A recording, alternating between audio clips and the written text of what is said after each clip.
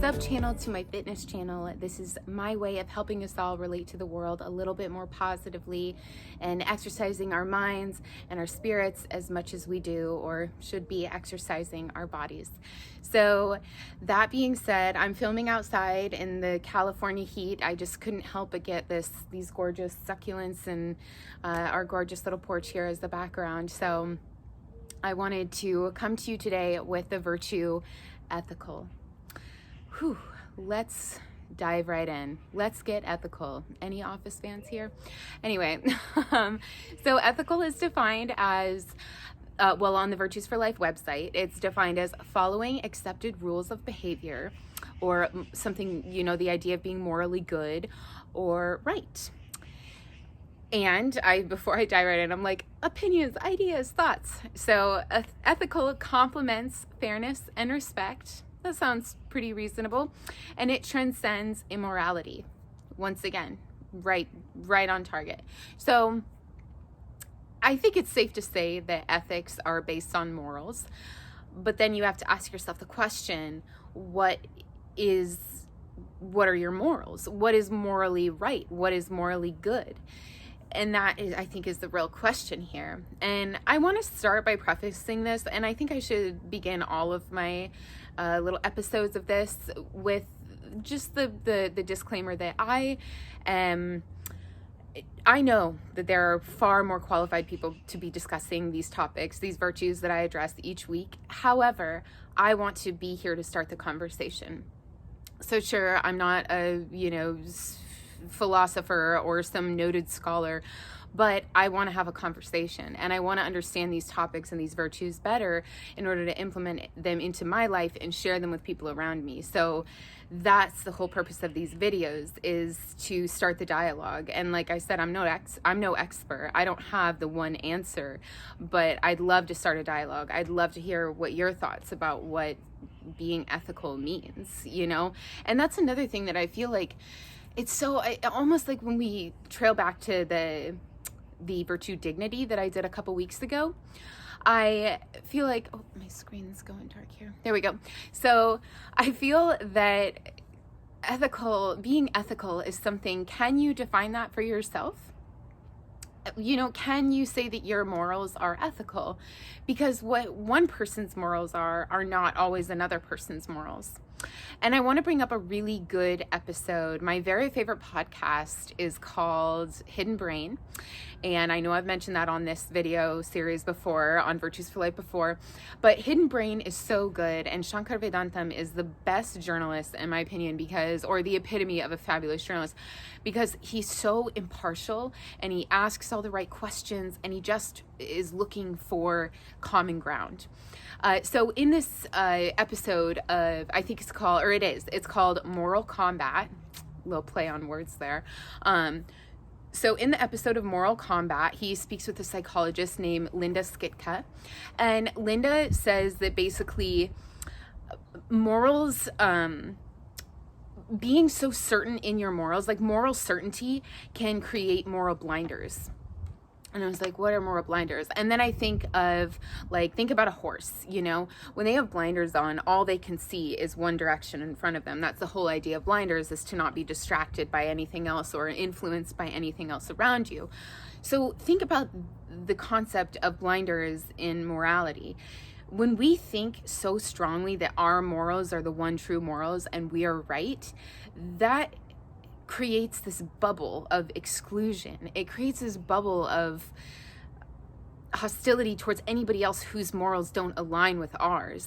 And this, to me, is a really dangerous bubble to get yourself in, because you feel so sure that you are right. You feel that, I have the best interest of XYZ in my heart, of humanity, of my family, of my personal being, whatever your morals protect, that's what your beliefs support.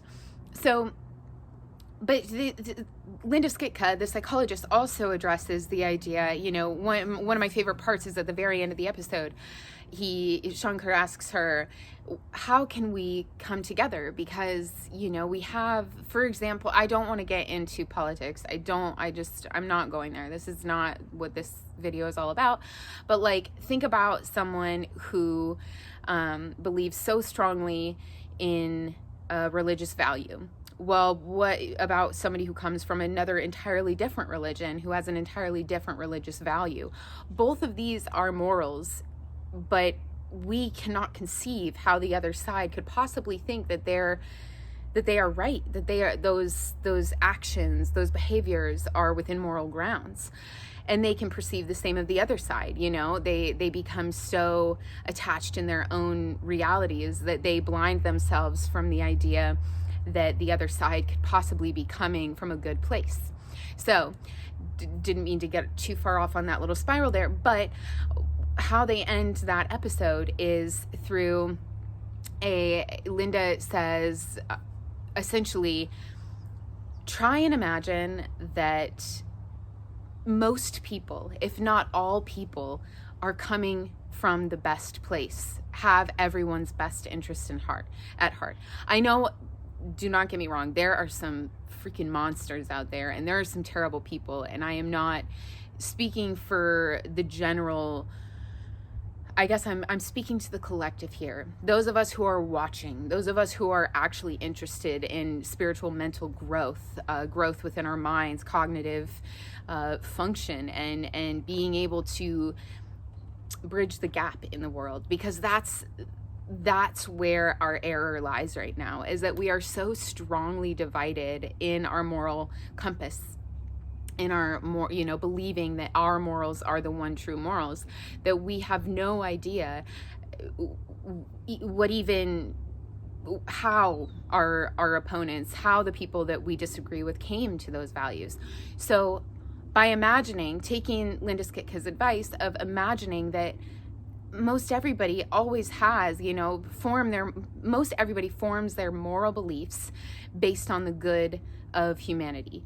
They tend to have everyone's best interests at heart. So by imagining that, by taking a minute and realizing, oh, maybe this person that I really disagree with, maybe they really did their research. Maybe they have moral beliefs that they came to agree, they came to firmly stand in because they did their research. And just because you don't agree with them doesn't mean that's not their truth. So the other thing, I just listened to another NPR podcast called Invisibilia, and it is super interesting. They just did a relaunch. There was many episodes years ago, but they just did a relaunch with, I think they're new hosts. They're familiar names, but I think they're new to being the primary host on the podcast. But anyway, the subject matter that I just listened to was basically, I think it's called The Great Narrative Escape.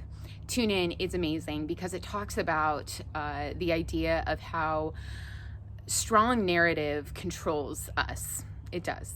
And there's perfect example of that in our media, on social media, on the news, everything. A strong narrative grabs hold of us and it becomes weaponized, and it suddenly becomes left versus right, good versus evil, them versus us, and it's just debilitating. And you feel like you cannot get into even a healthy debate with somebody who disagrees with your morals, with your ethics.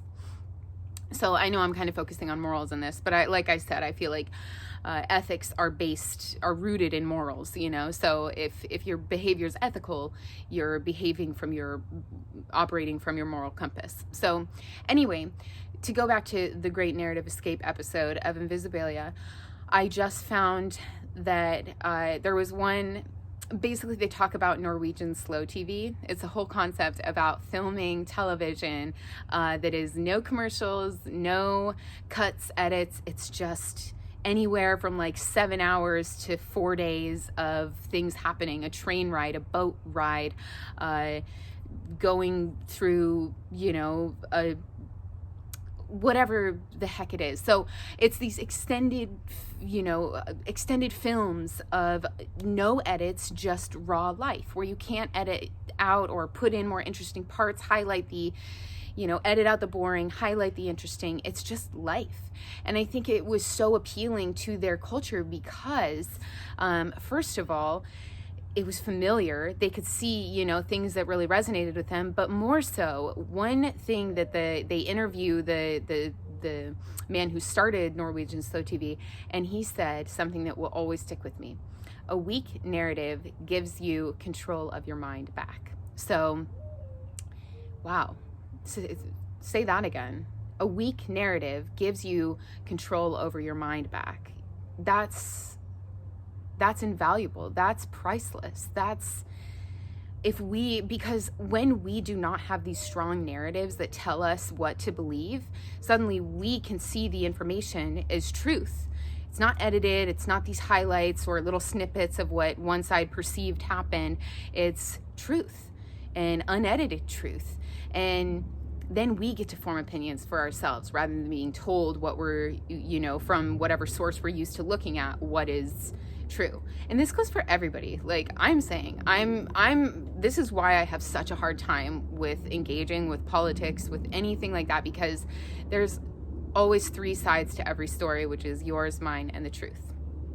So there we have it. I think that's the basis of ethics, is realizing that there is more to the story than just our side. There's, and to take it back to Linda Skitka, psychologist Linda Skitka, we need to try our best to imagine that those who disagree with us may not be morally corrupt or wrong. Yes, there are those people out there. I'm not discrediting that. But maybe, just maybe, there are people out there who disagree with you but still have credible morals, if that makes sense. They are ethical people, but they just don't operate in the same way as you.